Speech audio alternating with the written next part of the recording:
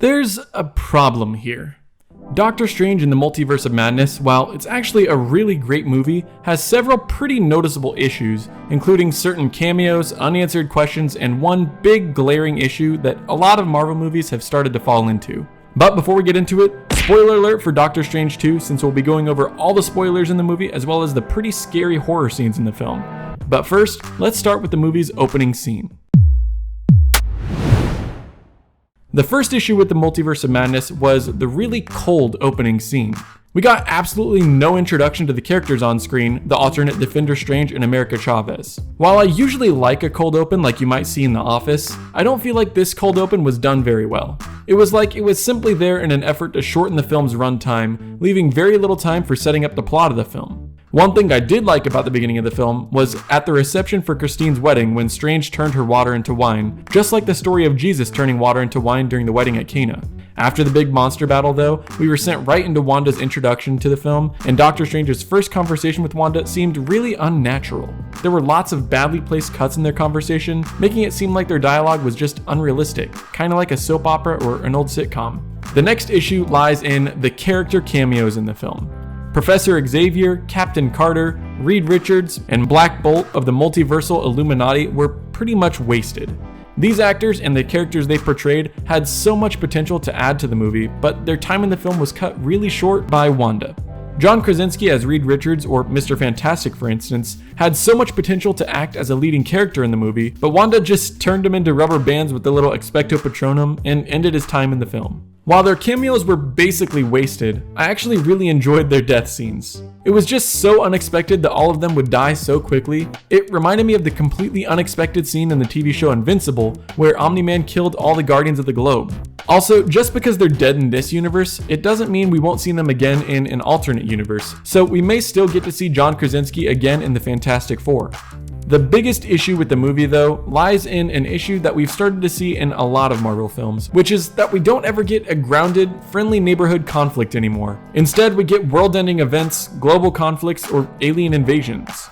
And when that's not enough, we get multiversal threats and universe-ending events like in Doctor Strange 2. I miss the times when we simply got to see a guy build a metal suit in a cave so he can escape. Instead, we get a crazy witch trying to steal the powers from a girl who can travel the multiverse so she can be with her non-kid kids or destroy the multiverse trying. Because the MCU has been around for so long and is getting so large, they feel like they have to constantly one-up whatever happened in the last movie. Marvel needs to realize that not every movie can be Endgame. They can't all have world-ending events and still make audiences feel a high level of character investment, because we typically know that everything will turn out okay in the end.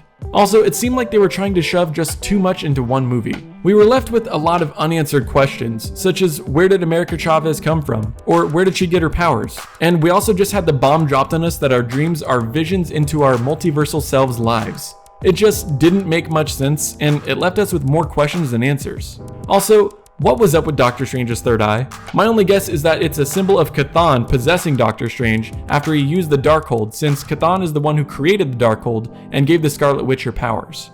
Lastly, the after-credit scenes were a bit of a letdown. We got a short scene of Clea, one of Doctor Strange's love interests in the comics, inviting Strange to join her on a multiversal adventure to save a universe from an incursion. We also got a scene of Pizza Papa, played by Bruce Campbell, who makes an appearance in almost every Sam Raimi film, finally stopping hitting himself in the face before telling the audience, "It's over." I'd hoped that these end credit scenes would further connect the movie to Loki or Spider-Man No Way Home, since that was where we got to see the beginning of the fracture of the multiverse, so it was a bit disappointing to not get this connection. I will say though that the Multiverse of Madness had a ton of amazing qualities. The first thing that stood out to me was that it took on the persona of a horror film, the first of its kind in the MCU. It was given what I would call the Raimi Effect. And what exactly do I mean by the Raimi Effect? Sam Raimi, the director for Doctor Strange 2, has a very particular style for his films. He's known for directing the original Spider-Man trilogy and the Evil Dead franchise, so he's no stranger to superhero or horror films. And I feel like this movie put together some of the best aspects of both genres to make one great film. It was fun to see tropes from both the horror genre as well as the superhero genre all in one movie, like how Wanda would attack the protagonist through mirrors, or how the faces in the pictures would turn to look at you as you walked by. We also got a classic fourth wall break from Wanda, similar to the ones we got in WandaVision. Also, I love how we got an Exorcist-inspired Wanda after she exited the mirror dimension. It was so twisted and strange, pun intended, that it made my hair stand on end. And of course, in Evil Dead fashion, we had to get a zombie in the movie. Another thing that really stood out to me was the inclusion of transitions that are completely characteristic of Sam Raimi's work, like we saw in his Spider-Man trilogy, as well as a striking music composition, which usually accompanies any Raimi movie. The film's composer, Danny Elfman, is well known for his unique compositions, and he's worked with Sam Raimi multiple times in the past. The electric guitar riffs and rock and roll music mixed in with the classical score really set the tone for the film as one that's completely different from the other MCU films. The one scene in particular where this was the most evident was when Doctor Strange was fighting one of his multiversal selves in a crazy fun musical battle that ended with the multiversal Strange getting impaled. This scene, while it had a pretty morbid ending, actually reminded me of Fantasia, the 1940 animated musical anthology film by Walt Disney Productions.